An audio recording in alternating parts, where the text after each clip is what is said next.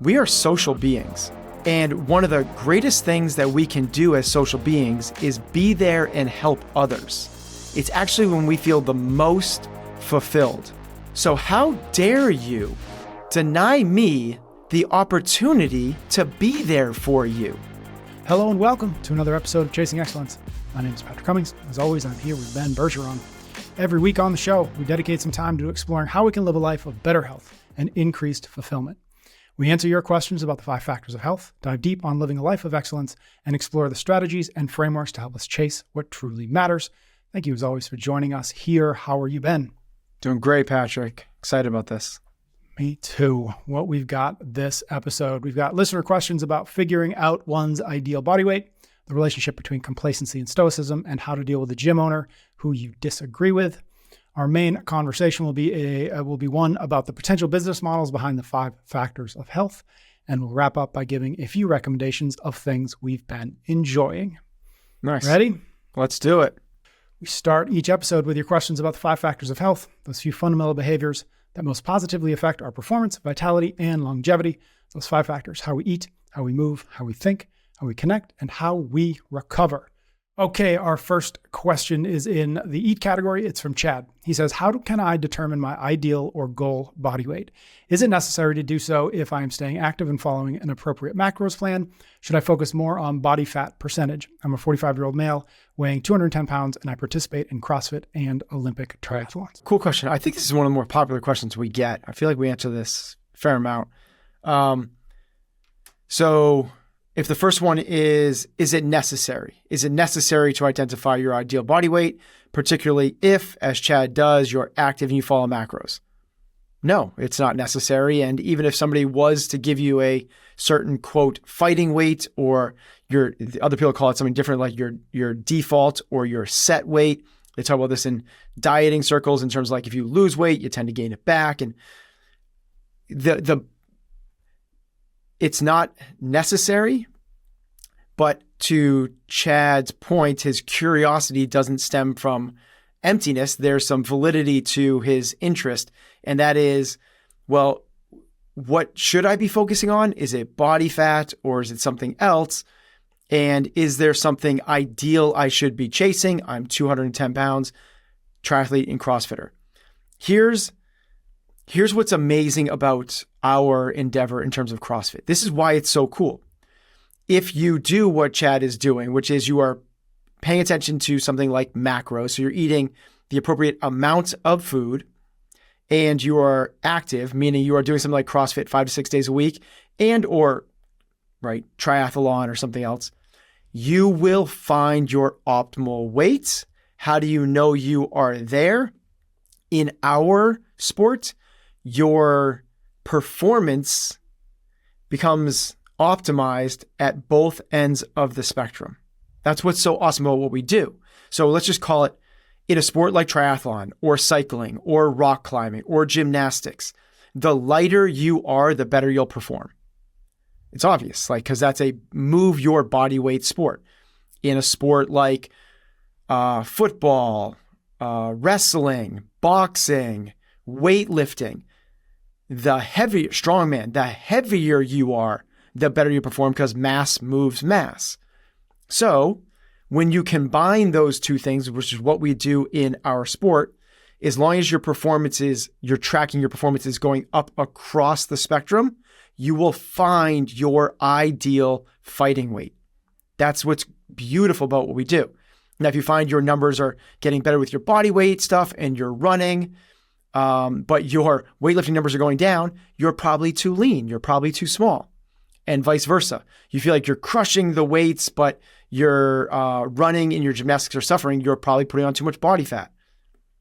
That's what's so great about our endeavor, is that it is this self-calibrator. Now, if you're doing this, but you're also doing triathlon, you're going to have a bias towards being lighter. Because the Tour de France, they used to, in the Tour, watch or read anything about cyclists, the eating disorders are just rampant. The fastest way to get faster is to lose weight. It's just they stop eating. Cavendish, who's the most winningest guy in the Tour ever, was very open about this. the guy, I'm forgetting what his name was, Rasmussen, he used to win the mountain stages all the time. He was like 5'9" and 120 pounds, just like a rail, because the lighter you are. Now it's different than track sprinting on a bike or something else that's more power. Okay, so you're gonna have a little bit of bias towards being lighter. So I'd use your CrossFit performance as the metric there. Now, anyone that's not following along and they want, no, like give me a number, we'd like for guys to be under 15% and girls to be under 20%. Every decade you are above 40 years old, you could add 2 or 3 percentage points to that. It's a really easy way to do that. The weight doesn't tell me anything. Him saying he's 210 pounds tells me nothing. Because if he's 5'5" and 210, that's gonna be very different than if he's 6'7" and 210. Even knowing those weights as well, it doesn't tell me a whole lot. But if he said what my body fat was, we could start there. So he's not off. Like body fat is a much better indicator than something else. If people are like, well, how do I do that? There's things like InBodies, or you go to a skilled practitioner that can do a skin fold test. But there's ones that you can estimate fairly well by just these really kind of archaic, waist to wrist measurements. There's other ways to do it. Really, you can kind of just estimate it based off how well you can see your midsection. Can you see abs? If you can sort of make them out a little bit, we're probably in the ballpark. Like you're probably not that far off. If you can see all 6 abs, you're probably closer to like 8 to 10% body fat. If you can't see anything and you can grab onto some meat on your, then you're probably closer to like 25%, 30%. Would you default? It seems like you did, at least in that answer. You kind of defaulted to performance first. Performance, yes. Yeah. Yes. Okay. Because even within those recommendations of body fat, different people perform better at different body fat percentages. Some people thrive at 8 to 10%, and some people do better at 13 to 15%. That is just, we are all unique, special snowflakes, and no one is going to be like, there is no optimal range for that. I should say, there's no optimal. There's optimal ranges, right? Within 5%, we know. Got it. Okay, cool. Next question is in our think category. He or she asks, I understand the rationale behind complacency and stoicism, that if you have an emotional response, you should remove yourself from the situation and accept what is within your control. My question is, what do you do when you experience that emotion, realize that it's happening, remove yourself from what's causing the response, but continue to experience the mental impact afterwards? I find that even after removing myself from a situation, I sometimes continue to suffer from the initial emotional response for a while. Removing yourself from the environment or the circumstance or the thing that triggered that emotional response that you didn't want to happen is part of the game, but it's not the totality of it. What's really strong is this person has that first one, which is this awareness level of like, ooh, I'm having this anger, jealousy, I'm having this anxiety, I'm having this rage, I'm having this frustration, this negative emotional response that I don't want to have. So I'm going to remove myself from the situation that's causing this to happen. But as they're asking, it doesn't always necessarily fix the situation. Well, step 1 is welcome to being a human being. Yep. Like, oh my gosh, that I'm having all this stress at work. So when I go home, I remove myself from the situation and everything's so much better. And I don't think about it at all. Like that's the very rare situation. That's not most of us. So most of us are going to bring the baggage along. And the reason we bring the baggage along is... What the heck was that? Oh, that was so good. I feel like we should actually just call this out. We're gonna keep that. And if you're happen to be watching the video, you just saw balloons go past I have no idea what that was. Just some virtual balloons just went. We've never seen that. Some balloons just floated by Patrick's head. That's the weirdest. Okay, well, we're gonna talk about that later. But let's move on. So good. Okay.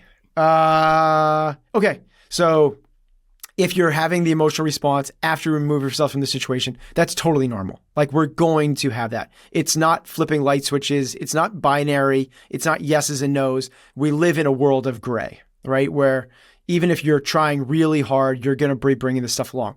We're going to be more likely to bring along that emotional baggage if we don't allow ourselves to experience it fully. And this is the thing that for sure took me a long time to realize, especially walking up through this Stoicism school of thought, is what we actually want to do is if you are, so there's a book I'm reading right now called the 15 Commitments of Conscious Leadership. Julie talked about that. Julie Fouché. Oh, cool.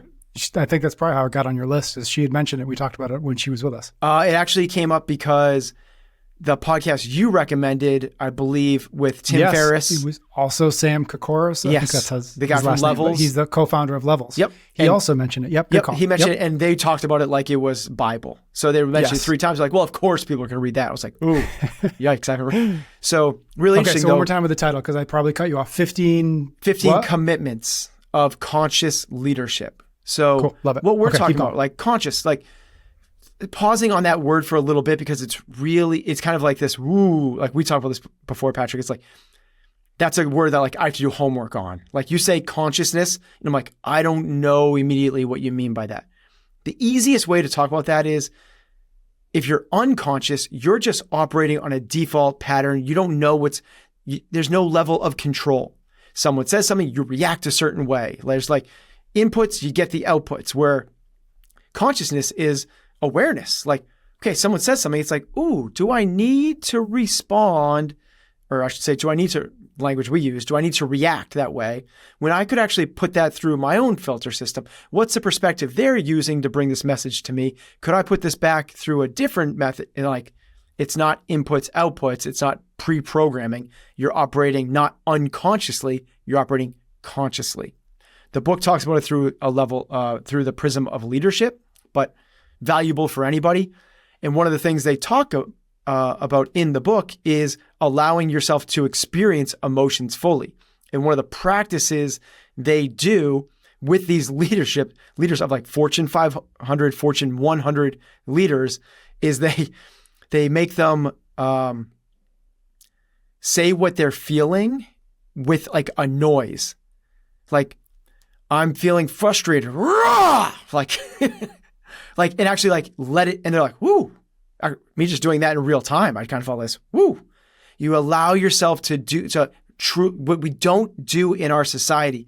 We bottle them down, push them down, emotional intelligence, don't let it go. And because of that, it leads to passive aggressiveness, miscommunication, judgments. And like, instead of just like bringing it to the surface and then allowing yourself to identify the feeling, and then make a noise with like, I'm so happy, like, woohoo! Like, and you like, you get to experience the happiness. Like, I just felt something. It's very different than just like, this is like in your head saying, this is a cool experience. Makes me happy. Or not even doing that. It's just happening. And it's even more so with the negative experiences, because just push them down, bottle it up. Don't let it affect you. And this gets back to the listener's question, which is, what happens, or how do I do this when I remove myself from the situation, but yet I still have these feelings? Well, it's because we're not letting them come through you fully. And because they're not allowing to come through you fully, there's residue. It's lingering. It's going to be there. So it's not your fault for not feeling these things. It's not stoicism or complacency or anything else. It's the idea that we need to allow ourselves to let it pass through us, not in a violent or aggressive or unproductive way. Just allow it to happen. You know, when you do that, then you're able to operate with purity, and not purity in the sense of like God or enlightenment, but just like purity in terms of trueness and truly what you actually are bringing to the table instead of what you are, I should say, where you are instead of what you're bringing to the table. Right. And not being in denial of whatever it is that did come up, not being in denial of the anxiety, the anger, the frustration, the jealousy, whatever. Yeah, whatever I heard this recently. Oh, I wish I could give credit to where I heard this recently. Oh, Simon Sinek. He goes, I used to have this girlfriend. Whenever I would ask her how things are going, she would put on a happy face and go, things are great, when things weren't always great. And I think that a lot of us, particularly people in our community who want to be assets, not burdens, who want to be leaders, who want to be the role models. We are the ones that put ourselves in positions to try to help others. We want to be like the stalwarts. We want to be the posts that others can lean upon. And because of that, we default to that. And his point of view was really paradigm shifting for me, which is we are social beings. And one of the greatest things that we can do as social beings is be there and help others. It's actually when we feel the most fulfilled. So how dare you deny me the opportunity to be there for you? And that was just so changed my perspective on what I thought I was doing when I would come home and not bring anything to Heather. You know, it's like, or vice versa, like having a problem with somebody and not asking someone else for help. That's what they want to, as social beings, we want to help the people we care about. Now some people don't want to help everybody, but we want to help when a family member is sick, you're like, I'm going to go be there. Like the people in our audience, we do this. We want to be there for the people we care about, yet we're denying them we're denying them the opportunity. There's more balloons. Maybe it's when I say something awesome. I don't even know where to. Which would be terrible because it's the first time we've ever seen this. I have no idea where. Or maybe it's like, no, you gotta steer yourself back on track, bro. Like this is way off track. Yeah. All right. If this keeps happening, I don't know what we're gonna do, but we're gonna keep it going because I actually I like what you're saying. So keep going. I'm sorry that my virtual balloons continue to interrupt us. It's a matter of not trying to be stoic in the sense that of the way that people interpret the word stoic that aren't privy to the philosophy of it. The philosophy of Stoicism is not repress emotions, which is what people on the outside think it is. People, this is like, I hear this from a lot of people that they're like, I started reading Stoicism and my girlfriend's like, the last thing you need to be is more stoic. That's not the idea behind it. The idea behind it is to control what you can control, understand what wisdom really is, and justice and freedom, and it's understanding principles of humanity, not so much repressing emotions. And to the point, which Simon Sinek brought up, what a gift you're giving to somebody else by actually sharing your true, being authentic. We talk about the word authentic a lot. In our business setting. What better way to show up authentically in the world than to actually show up with your true authentic self in terms of the emotions? Now, that doesn't mean responding carelessly to everything that passes by your plate. It's not someone cuts you off in traffic and that like that. It's like, whoa, no. The principles still apply. Do you have control over this?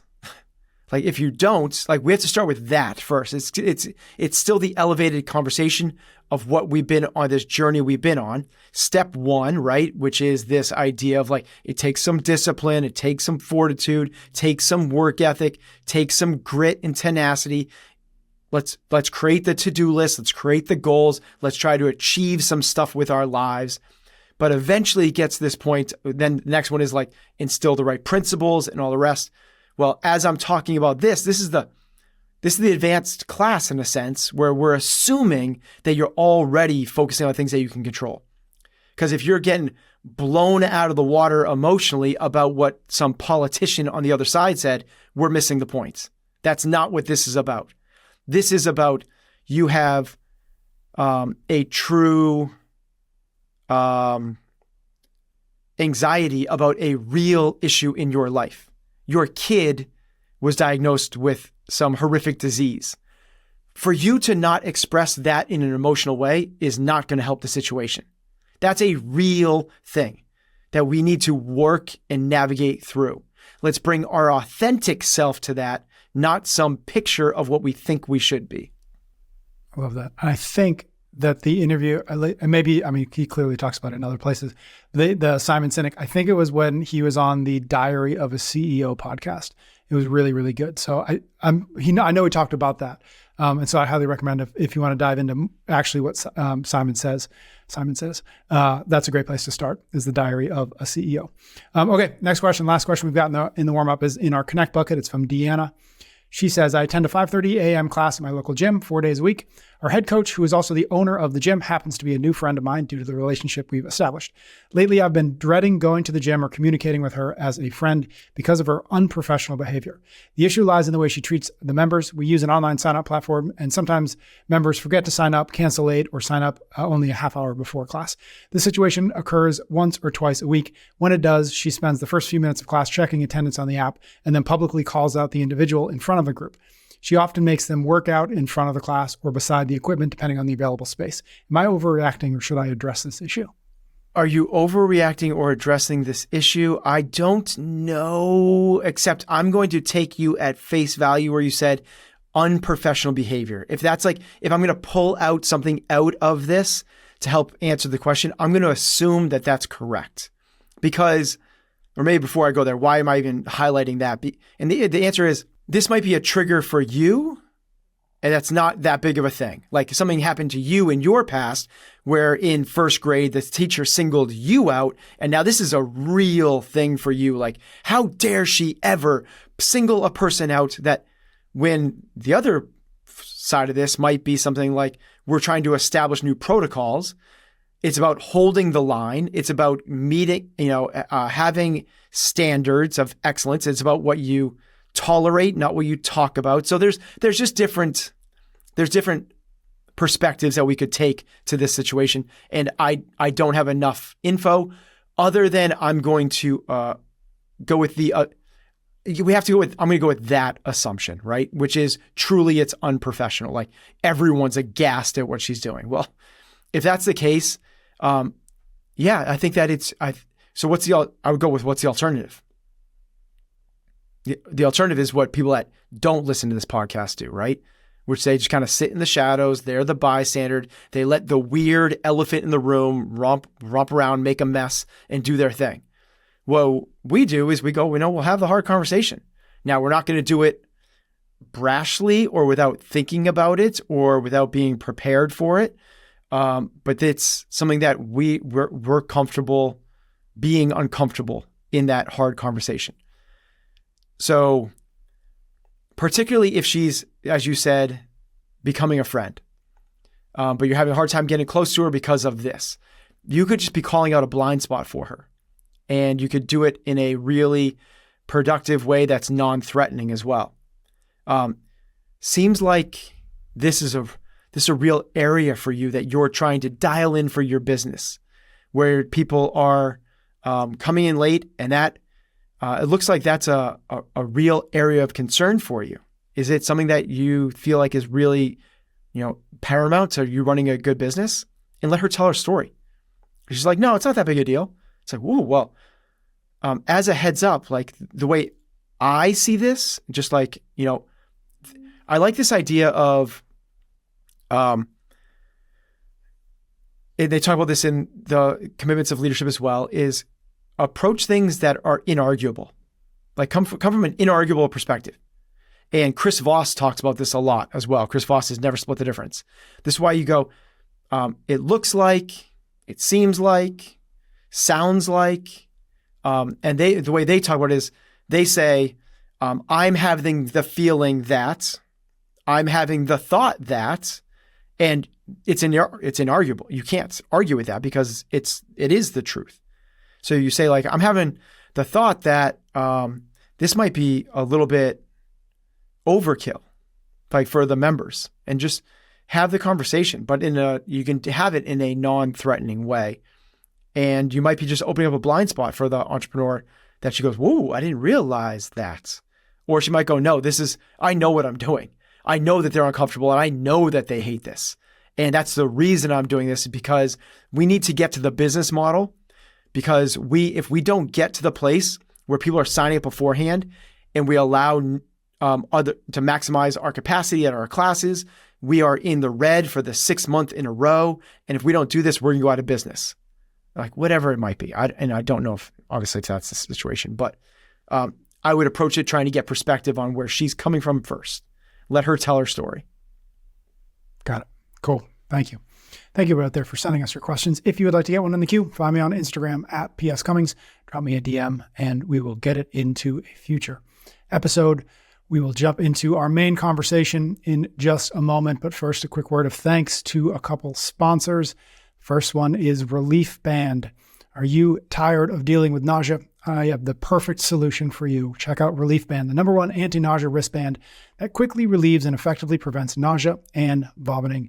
Learn more about Relief Band at reliefband.com. Use the code EXCELLENCE to get yourself 20% off. Relief Band is the ultimate solution for all your nausea woes, whether it's caused by motion sickness, anxiety, migraines, hangovers, or even morning sickness. It's natural, fast-acting, and has 0 side effects. It's 100% drug-free, so you don't have to worry about putting anything harmful in your body. Simply put on the wristband and let it work its magic. If you get woozy on boats or planes, or when you absolutely and desperately need to watch TikTok videos while on a long car ride, this is a game changer for you. Relief Band is a brand you can trust with an A+ Better Business Bureau rating and over 100,000 satisfied customers. They have a proven track record of delivering results. Ben, you were just telling me before we recorded that Heather tried this on. Yeah, we were on okay, so first, when we do long car rides, it's the time that we allow our kids to watch iPads. I don't know if we're strict or not, but this is our protocol is like, no iPads during the week. You get 2 hours in the morning, 2 hours in the evening on weekends, and you get them for long car rides.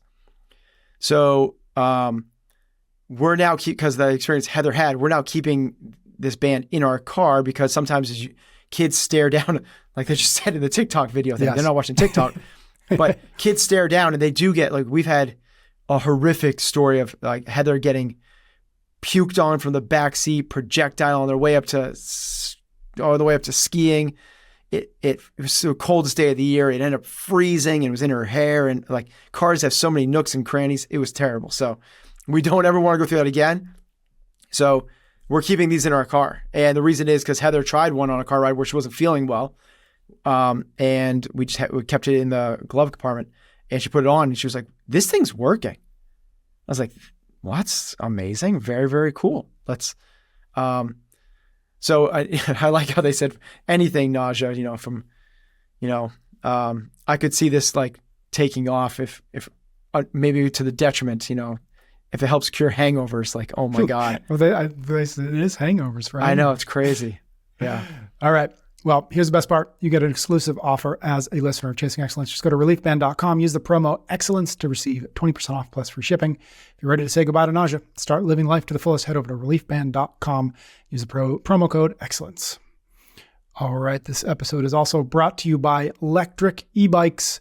Make every day feel like an endless summer vacation with electric e-bikes. Head to electricebikes.com and learn more about the Electric XP 3.0, the most popular e-bike in America. If you're looking for a fun and exciting way to stay active, look no further than electric e-bikes. Whether you're exploring new destinations or finding adventure in your own neighborhood, electric e-bikes give you the feeling of an endless summer vacation. Electric XP 3.0 is packed with premium features and offers both pedal assist and throttle functionality. It is the perfect companion for your outdoor adventures, and the best part, you can get one for only $999. Imagine ditching your car and using your electric e-bike for errands, your daily commute, or weekend activities. It's not only a great way to stay active, but also an eco-friendly choice that saves you money on gas and parking. Ben, tell me about using the electric e-bike. I have go one. To work. I have one. Yeah, and it is cool. I think it's a very, very cool for that. Like get to and from work, to run errands. It has a little, what do you call it? Like a post on the back of the seat that you can strap your bag to, or you could go and run groceries. You could do stuff. But I put my backpack on that and drive it to work. And I see it as it's another chance to be outside. Like it's just like, I would never get a motorcycle. And riding a road bike to work I used to cycle a ton being a triathlete, and those skinny little tires are super dangerous. This is that, like, it's the blend between the two of those worlds. You are biking, you are active, but it's not going up hills is not hard. You give it a little kind of whoop, whoop, whoop, and you're at 18 miles an hour. And you kind of sit in that 18 to 22 miles an hour. And I can get to work. It's just a hair longer than driving. It's if work takes me, if it takes me 11 minutes to drive to work, which it does, this takes me like 14, maybe 15 minutes. And I'm outside for, an extra half hour a day there and back. It's cool. And this bike is nice. Like I've been on a couple electric bikes. This is a nice bike. Cool. Electric e-bikes offer a range of styles to suit your preferences, from the XP 3.0, which is perfect for everyday adventures, to the Cargo Expedition, designed for hauling your gear, and even the XP Trike, the industry's first fully foldable electric tricycle. Interesting. Ready to embark on your endless summer vacation? Visit lectricebikes.com. Learn more and explore the epic models Lectric has to offer. That's LECTRIC ebikes.com. Start your adventures today. My friend, listener question we've got for our workout today. I don't know the name. I think this is a question that came in a while ago. But in a recent episode, or in a previous episode, you talked about big, hairy, audacious goals, and Ben's was increasing the population's health span. It sounds like Ben's vision involves more than just exercise. Can you guys discuss thoughts on how to extend the 5 factors of fitness, or 5 factors of health rather, beyond CFNE to the general population? What kind of business models do you have in mind, especially for the non-exercise parts of the 5 factors of health? Whoa. Okay. Fun question. Fun question. And it's one that's been stirring, ruminating, bouncing around for quite a bit. So let's get to the punchline. I don't have the business model on how to roll this out yet. But let's just talk for a second on that big, hairy, audacious goal of improving the population's health span. What is health span? It's not just improving people's lifespan, which is pushing out from the average of 85 to 105. It's improving the quality of life for longer. So turning 80 into the new 40. Like, that's the idea, is like truly making people kick ass into their 90s, which is the thing we've been doing at CFNE for a long time.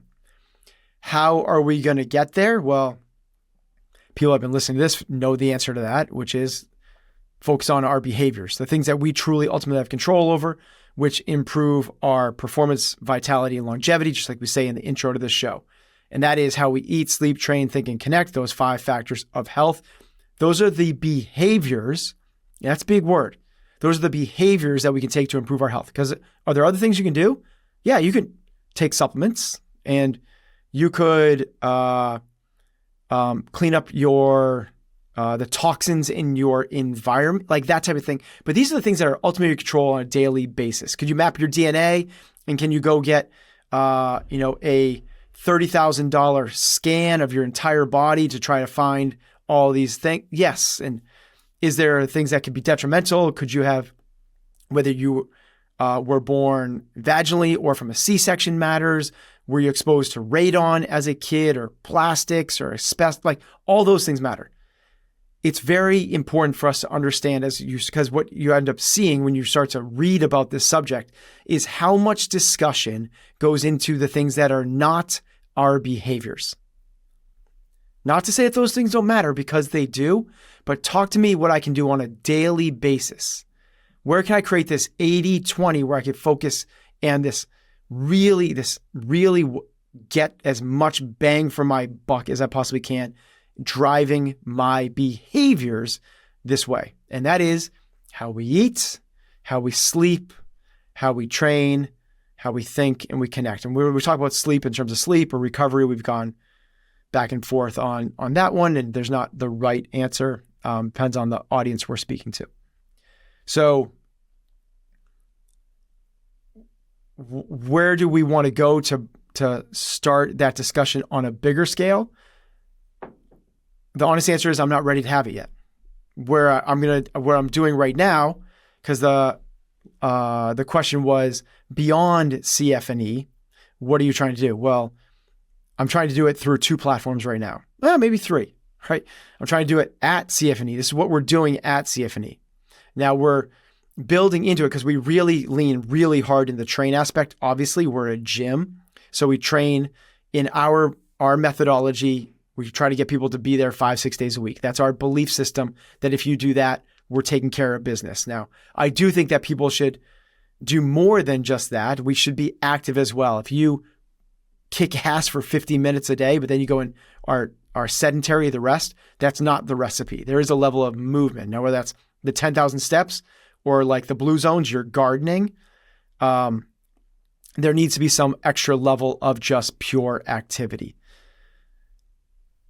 The other place we've leaned into a little bit is nutrition, with nutrition challenges and so on. And, eat meat, vegetables, some fruit, little starch, no sugar, that type of thing. And, eat real food, not too much, mostly plants.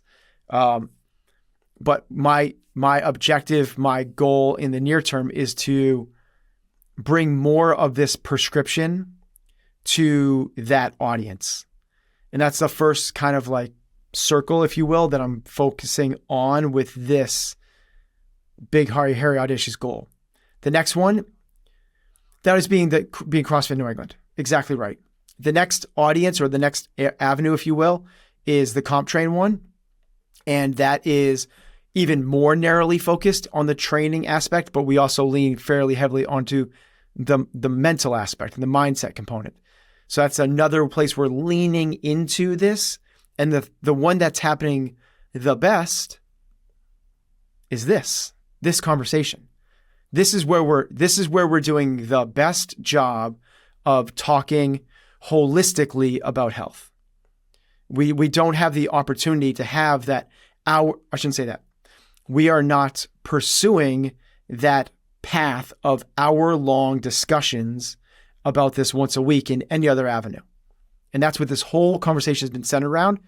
So if there is a leaping off point, if there is a place that we've created a beachhead for this conversation, it's right here. This is the one that we're doing. And we have to figure out how to take this and find the next meaningful way to help to have impact to further people that are raising their hand going, yep, like I'm interested, like I want to know more about this. So I don't have the answer right now. We've socialized and kind of like played fun games about what this could look like, but nothing is imminently going to happen in terms of an evolved 5-factor program in the short term. I will share that we do have a gym in Tennessee that is running a 5-factor program. So it's a CrossFit, absolutely. CrossFit Elysium in East Tennessee is running a program based off of the 5 factors. And it's a guided program that is mentored, small group, and they have work, like essentially a guided workbook that they do together to kind of implement it's all based off, basically Jameson took this podcast and broke it down into a workflow that he could bring small groups through, starting with the 5P model that we use, to the 5 factors, to creating values for ourselves, to understand chasing what truly matters, and then basically and make some sure of that the fulfillment framework too. Yeah, exactly right. Yep. Exactly right. Yep. That it's awareness, interesting because do you think that the gym is the right environment for this pursuit? There is something very natural about what Jameson's doing, certainly what you're doing at CrossFit New England, what we see a lot of CrossFit gyms doing at the edges, and the best that they can do. Again, because your point, we're a gym. People walk in, they expect fitness. Is that the right environment to try to introduce these other factors? Or do you think in an ideal world, like there has to be a separate kind of place that treats each 5 of these in some sort of like equal manner, and not what happens now, which is like 90% fitness. And then we try to get people thinking about the other 4 factors on the edges, and the conversations we kind of like, to your point, like we kind of socialize it as best we can. Is that the best area that we've got now? It's what we have best now. Yes. Is it best?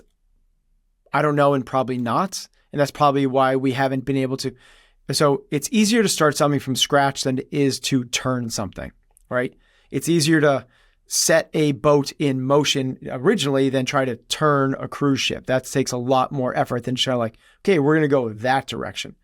So, but there's such an opportunity with the gyms because they're known entities and people aren't, it's not a strange thing to come into. So there's this give and take. We got the balloons back. You just missed the balloons again. I thought you missed it. You got it. I saw them. Yeah. There is this, in one aspect, the gyms could be the perfect place because you have these like-minded people that are there to change. The balloons are back again. They're like-minded people that are there to better themselves. And the best way to do that they know is through physically training. But they're growth-minded, they're willing to do the work, and all these things are intertwined. You can't have one without the other. So meaning, if you want to improve your body the best, it obviously makes sense to eat better. It makes better to sleep better. It makes better to not have toxic relationships and carrying this stress around with you. Well, it also helps to have a growth mindset versus a fixed mindset and willingness to take on challenges as opposed to like, it's just so obvious when you say it out loud. So could the gyms be the perfect avenue for this? Yes, they could. Could we also create something completely unique? Like imagine it was a come and hang out with Ben and Heather and Patrick for 10 days in the mountains of Tennessee, or go to wherever we go. You go to the desert of Palm Springs, or you go into the mountains of Colorado, or we go to Hawaii, and you spend an X amount of time just like living and breathing and doing this thing. Well, that sounds really cool, that immersive experience. There's nothing that changes somebody more than being immersed, except we also know the challenge of when they end up leaving and going back into their normal environment. We talked about a lot about, in terms of how to break addiction. That is not the best way to break addiction.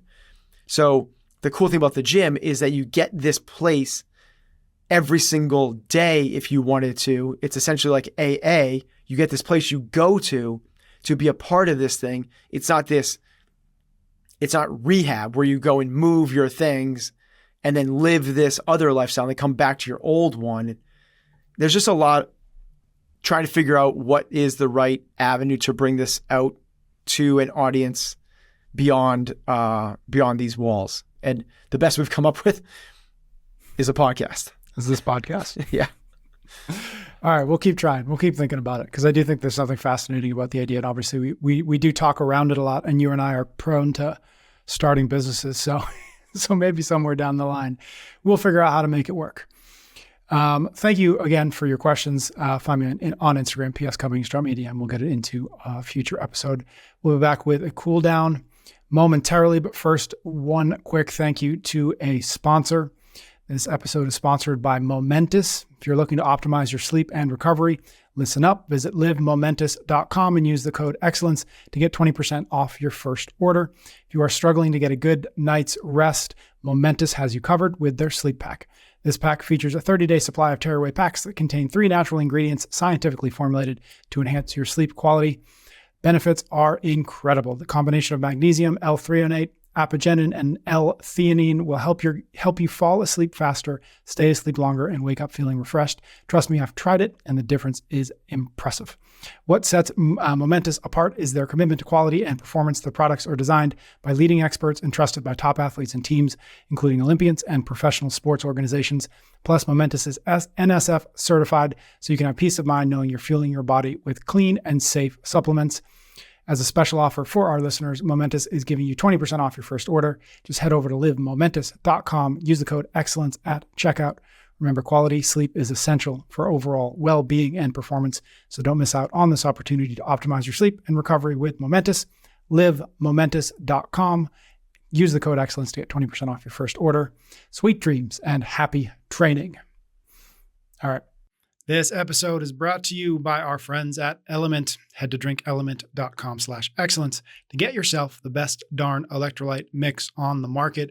Ben, we say it's the best darn electrolyte mix on the market because it is not filled with the junk that most of these so-called electrolyte drinks or mixes have, correct? Yeah, it's wild. There's a really, really popular sports drink I know out what you're there. talking about. It's usually orange. That's the hangover flavor. Never had a hangover, so I wouldn't know. Oh man, in college you go for the orange flavored.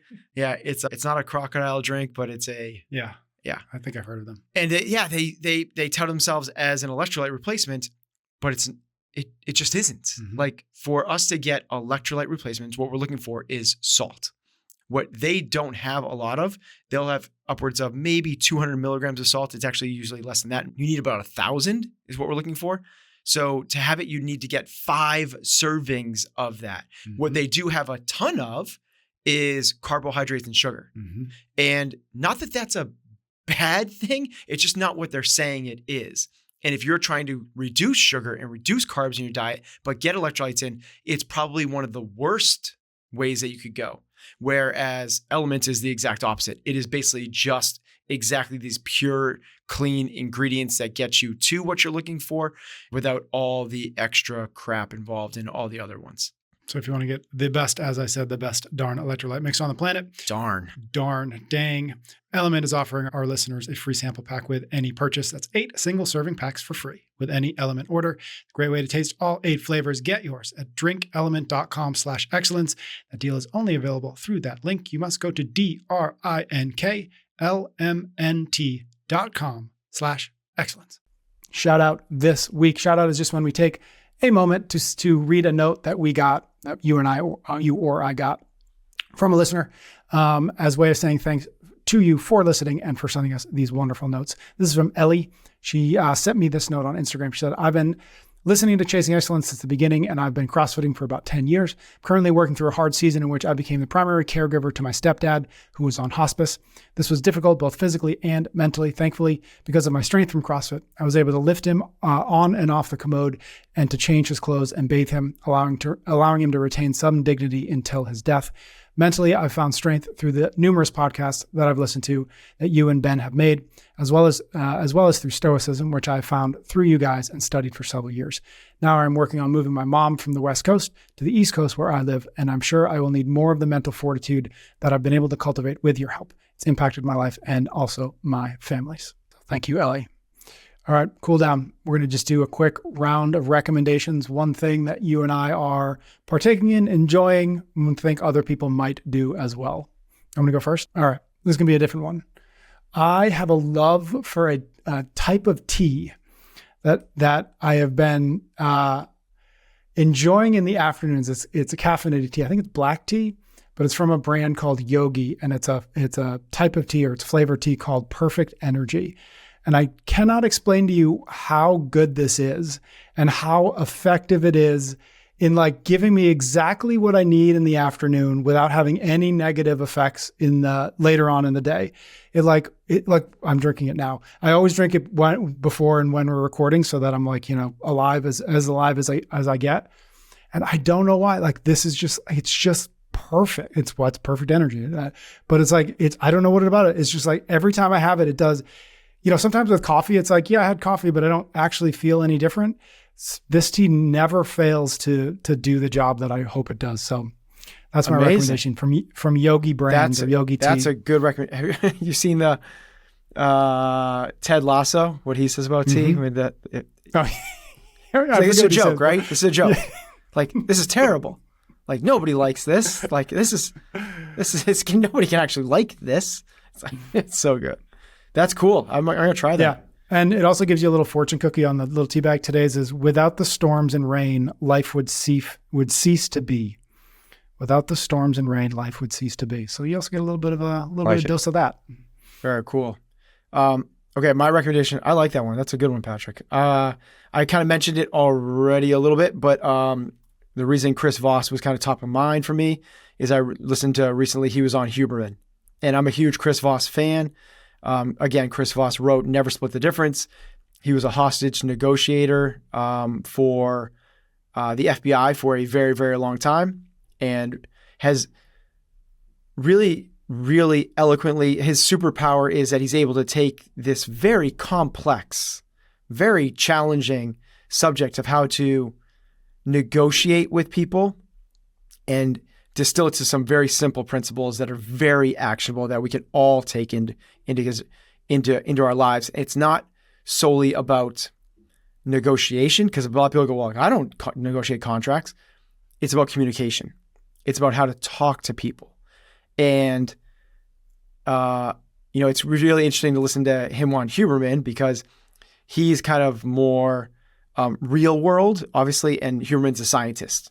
So them kind of going back and forth gives you this dual appreciation of the impact that this type of communication style could bring to your life. And it's Huberman, so it's an investment. It's 2.5 hours or something like that. But Yep.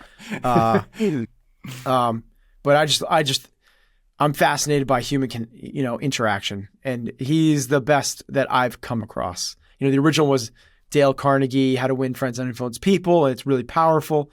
Then you come across some other ones along the way, but this is the most powerful that I've seen. People always, a really simple example is I already talked about looks like, seems like, sounds like, instead of saying, another one is, a lot of people are like, in normal negotiating business parlance, you always you try to get people to say yes. Like, are you, and this is where cold callers, are you free to talk?